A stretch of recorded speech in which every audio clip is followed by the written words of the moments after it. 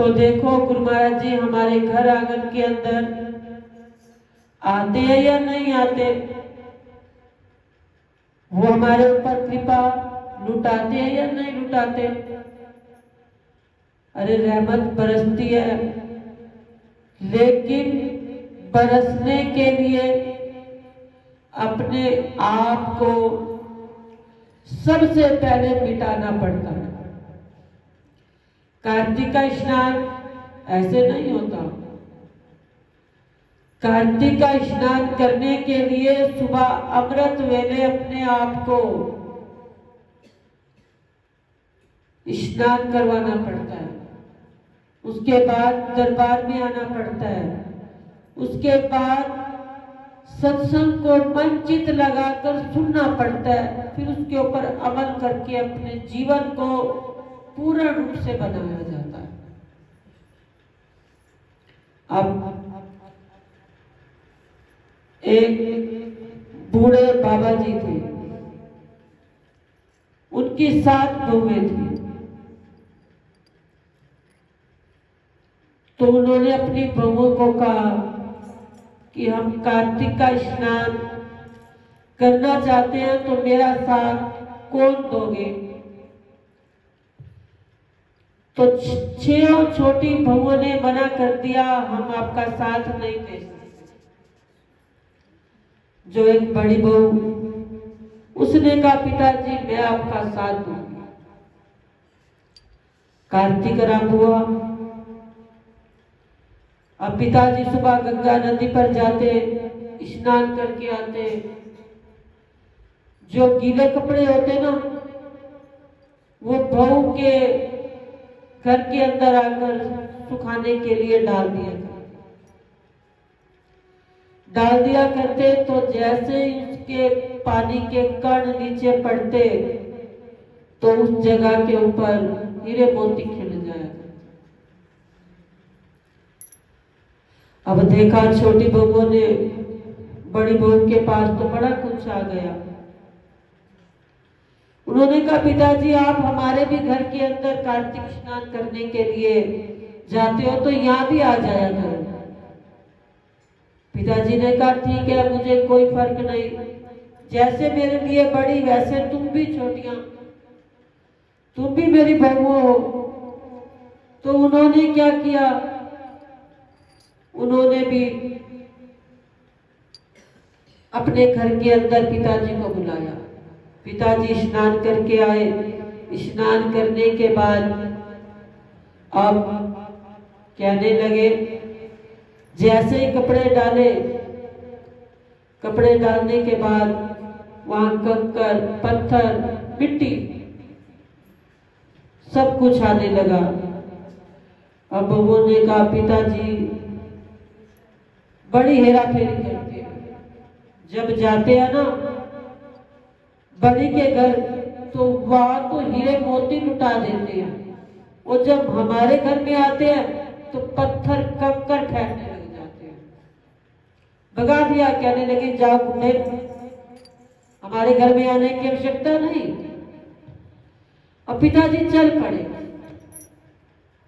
आज अब सबका यही हाल है, जिसको पिता ने देते बराबर है। अब कोई तन मन से सेवा करता है ना तो माँ बाप उसको ज्यादा प्यार करते हैं, जो नहीं करते फिर भी उनके ऊपर करते हैं। लेकिन संतान को ये हो जाता है मुझ पर कृपा, मुझ पर प्यार नहीं आता। माँ बाप करते बराबर है, लेकिन खुद बच्चों के अंदर ये भावना, ये फर्क रह जाता है, लेकिन माँ बाप में नहीं होता। अब पिताजी चल पड़े बड़ी बहू के घर। अब वही स्नान होने लगा। स्नान होने लगा तो उस समय किस प्रकार से फिर बड़ी बहू के घर हीरे मोती आने लगे। अब कार्तिक स्नान संपूर्ण पे आया तो पिताजी थोड़े उदास हुए। बड़ी बहू ने कहा उदास क्यों होते हो। कहने लगे बहू दिल मेरा करता है कि मैं सबको कार्तिक समापन के ऊपर भोजन खिलाऊं, जितनी मेरी बहुएं हैं, बेटे हैं, सब भोजन आकर करें। तो उस समय बड़ी बहू ने कहा, पिताजी इसमें उदासी की क्या बात, मैं सबके लिए भोजन तैयार करूंगी, आप सबको बुलाओ, भोजन करने के लिए आए। अब जैसे ही कहा गया तो उस समय पिताजी ने अपने बेटे और बहुओं को कहा कि आप सब इस समापनता पर भोग के ऊपर सब भोजन करने के लिए आओगे। अब बहुओं ने कहा, भोजन करने तो हम आएंगी, लेकिन बड़ी बहू घर में नहीं रहेगी। अब पिताजी फिर उदास हो गए, कहने लगे, अगर वो घर में नहीं रहेगी तो खाने को परोसेगा कौन। बड़ी बहू ने बात सुनी, कहने लगी, पिताजी आप चिंता ना करो, मैं खाना बनाकर रख दूंगी, सारा सामान तैयार कर दूंगी, अपने आप वो डालकर खा लेगी। पिताजी ने कहा ठीक है। अब बड़ी बहू ने भोजन बनाया, भोजन बनाकर अपनी 4 रोटी साथ ली और खेत में पहुंच गए। वहां पहुंची तो पीछे से बेटे, बहू, पोते, पोती सब आए, सब ने खूब खाया। छोटी बहुओं ने देखा जो बचा पड़ा था उसके बीच में जाकर कंकर पत्थर डाल दिए कि जब वो आए तो उसके खाने के लिए कुछ भी ना बचे। क्योंकि जो बुरा व्यक्ति होता है ना, वो बुराई अंत तक करेगा, जो अच्छा व्यक्ति होगा वो अंत तक अच्छाई करेगा। हमारी अच्छाई बुराई हमारे मत्थे के साथ ही जाती है। जब जाएंगे ना, वो जैसे ही हम मरेंगे तो हमारे मत्थे के साथ ही वो सारी अच्छाई बुराई। अब कंकर पत्थर डाले तो वो चली गई। अब जैसे ही बड़ी बहू घर के अंदर आई, पिताजी कहने लगे, बेटा तुम्हारे लिए तो कुछ भी ना बचा, सब कुछ उन्होंने नुकसान करके तुम्हारा चली गई। बड़ी बहू ने कहा, पिताजी कोई बात नहीं, मैं 4 रोटी अपनी साथ ले गई थी, मैंने वही खा लिए, अगर भूख लगेगी तो और बना लूंगी। अब वो जैसे ही अंदर गई, बर्तनों को देखा तो वहां पर बर्तनों में पत्थर कंकर की जगह हीरे मोती आ गए। जो छोटा सा घर था, महल बना खड़ा था। पिताजी को बुलाया, कहने लगी, पिताजी अंदर तो आओ, आप कहते हो कि मेरा नुकसान हुआ, यहाँ तो बड़ा फायदा हो गया। अब कहने लगे, वो कैसे? कहने लगे, देखो, जाकर देखा, कहने लगे, वास्तव में जिसकी रही भावना जैसी, तिस मूरत उस देखी सतगुरु की वैसी। जैसे हमारी भावना होती है ना, उसी के अनुसार ही हमारा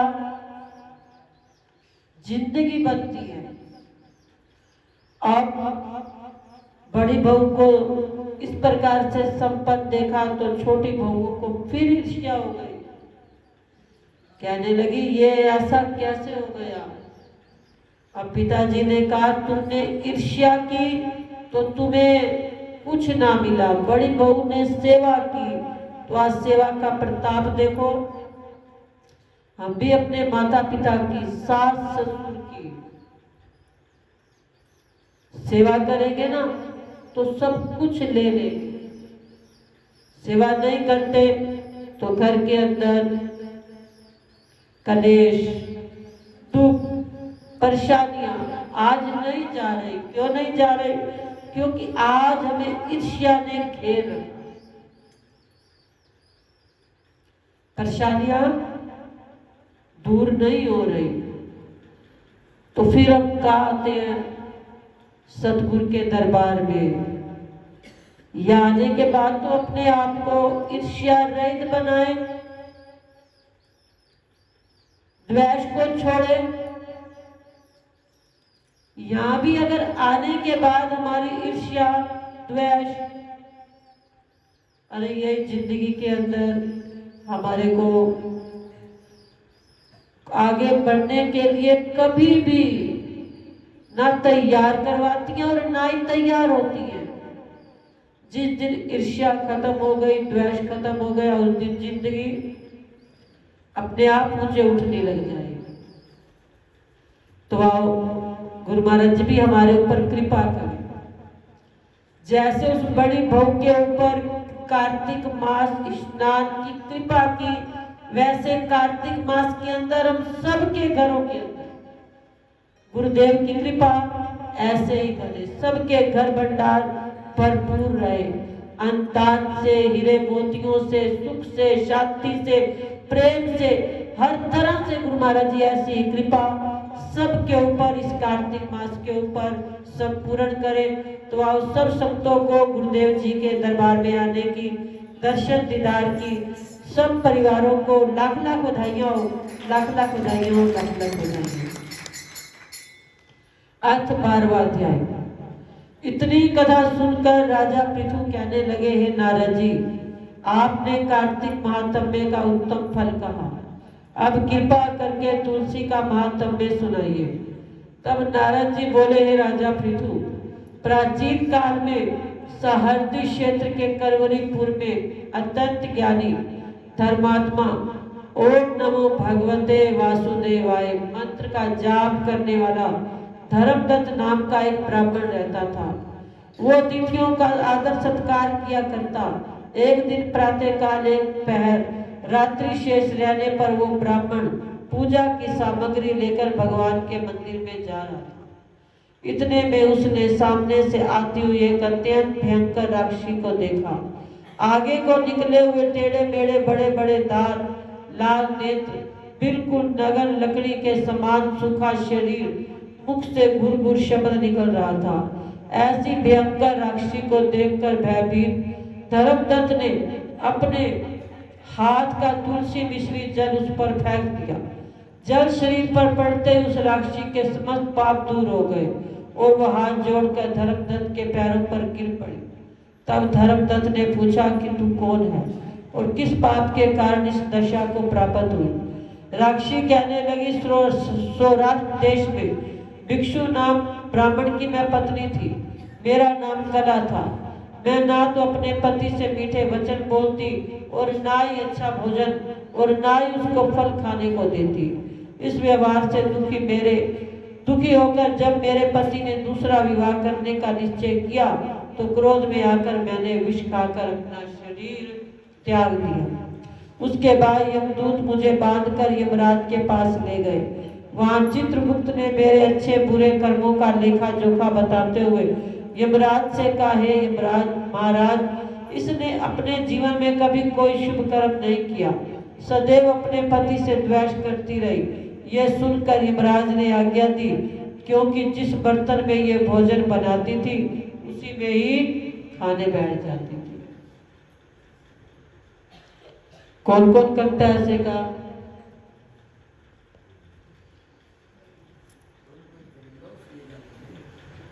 अगर करते हैं ना तो देखो, हम खुद सुनते हैं उसका फल भी हम रोटी के डब्बे को भी खाते हुए हाथ लगा देते हैं। अरे साथ में कपड़ा रखो, उस कपड़े से बीच में से रोटी उठाओ, जो कोई अतिथि आए तो उसको खिलाने के लिए। अरे स्वच्छ रोटी हो, साफ रोटी हो, ना कि जूठी रोटी। हम खाते हुए ना जाने कितनी बार संतों को हाथ लगा देते हैं। खाते हुए ना जाने अनगिनत बार कितनी वस्तुओं को ना हाथ धोते हैं ना कुछ करते हैं। अरे ये अनजाने में नहीं, ये जानबूझकर पाप है। अनजाने में तो एक छोटा शिशु करता है, जानबूझकर बड़ा करेगा। बड़े को सारी समझ होती है, शिशु को समझ नहीं होती। तो देखो, इसलिए इसको सुनने का फायदा तब है जब हम इन बुरे कर्मों को त्यागे। जिस बर्तन के अंदर खाएंगे ना तो बिल्ली बनेंगे। बिल्ली का काम होता है जो कुछ पड़ा हो कुत्ते का काम होता है, जो कुछ हो उस बर्तन के बीच में मुंह मार देना, है या नहीं? कुत्ते बिल्ली करते हैं ना। तो फिर हम भी अगर इस तरह से सब्जी बनी, उसमें से उंगल लगाई, चटनी, तो क्या होगा? चक्कर देख लेते हैं नमक मिर्च कैसे है। तो कुत्ते बिल्ली बनने में देर नहीं लगेगी, बड़ी जल्दी बन जाएंगे। हमने तो कहा कि हमने नमक चेक किया, चीनी चेक की, मिर्च चेक की, लेकिन वो चेक भी क्या हो जाता है आगे, बस इसी जन्म में ही मिलेगा। अब ये ना सोचे कि आगे जाकर मिलेगा, इसी जन्म में मिलेगा तुम। तो इस दुखदाई जीवन को जीने से पहले सुखदाई सतगुरु के सत्संग में आकर अपने आप को समझदार बना लो, तब हम कभी भी ना तो नमक चेक करेंगे ना चीनी चेक करेंगे। इस तरह से ये पति से द्वेष करती थी, तो जिस बर्तन के अंदर बनाती उसी में खाती, तो इसलिए पहले इसको बिल्ली की योनि में भेजा जाए। उसके बाद पति से द्वेष करने के कारण इसको विष्ठा खाने वाली शुक्री की योनि मिले। तदंतर क्योंकि इसने आत्महत्या की, इसलिए ये प्रेत की योनि में जाए। सो महाराज, मैं 500 वर्ष से इसी योनि में फिर रही, भूख और प्यास से दुखी होकर मैं एक वेश्या के शरीर में प्रवेश करके कृष्णा और वेणी नदी के संगम पर आई। जैसे ही मैं नदी के तट पर पहुंची, विष्णु के दूतों ने मुझे वेश्या के शरीर से निकालकर बाहर फेंक दिया। वहां से घूमती फिरती मैं आ रही थी, आप मिल गए। आपने तुलसी मिश्रित जो जल मेरे ऊपर फेंका, उससे मेरे संपूर्ण पाप नष्ट हो गए। अब कृपा करके बताइए मेरा उद्धार कैसे होगा? तब धर्मदत्त ने कहा, तुमको देखकर मुझे अत्यंत दुख हुआ। मैं जानता हूँ तीर्थ व्रत दान सत्कर्म प्रेत योनि में नहीं हो सकते, तुम्हारे पाप अधिक और पुण्य बहुत कम है, इसलिए मैंने अपने जीवन काल में जितना कार्तिक मास का व्रत किया उसका आधा पुण्य मैं तुमको देता हूँ, इससे तुम्हें उत्तम गति प्राप्त होगी। इसके पश्चात ब्राह्मण ने ज्यों ओम नमो भगवते वासुदेवाय, ओम नमो भगवते वासुदेवाय, इस मंत्र को पढ़ते हुए तुलसी मिश्रित जल से उसका अभिषेक किया। वो प्रेत योनि से मुक्ति पाकर अग्नि के समान दिव्य देह धारण कर लक्ष्मी के समान रूपवती हो गई। इसके बाद उसने ब्राह्मण को नमस्कार किया। तभी भगवान विष्णु के पुण्यशील सुशील नामक 2 दूत वहां पर आए और उसको विमान में बिठाकर बैकुंठ को ले जाते हुए धर्मदत्त से बोले, हे ब्राह्मण, निरंतर भगवान की भक्ति में लगे रहने के कारण तुम धन्य हो। तुम्हारे द्वारा कार्तिक मास के व्रत का आधा पुण्य दिए जाने के कारण ही इसकी मुक्ति हुई। इस कारण हे विप्र, कलांतर में तुम भी राजा के कुल में उत्पन्न होकर अंत में वैकुंठ धाम को प्राप्त हो जाओगे। इति 12वां अध्याय संपूर्ण। बोलो वृंदावन बिहारी लाल की।